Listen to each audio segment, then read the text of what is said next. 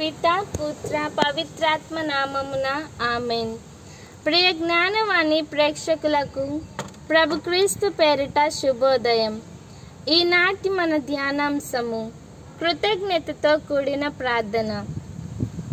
నా దుర్గము, నా రక్షణము నీవే ప్రభువా అంటూ దావీదు మహారాజు కృతజ్ఞత భావంతో హృదయ నిండిన గానంతో స్తుతి గీతాలను ప్రభువునకు ఆలాపించి ప్రభు చేసిన మేలులకు కృతజ్ఞుడై జీవించి ఉన్నారు.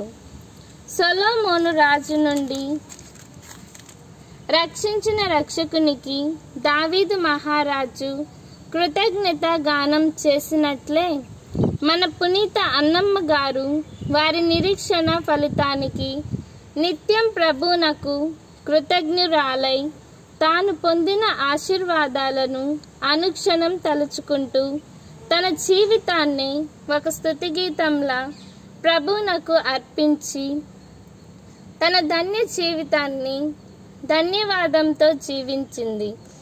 మనకు కృతజ్ఞత ప్రార్థనలోని మకరందాన్ని రుచి చూపింది.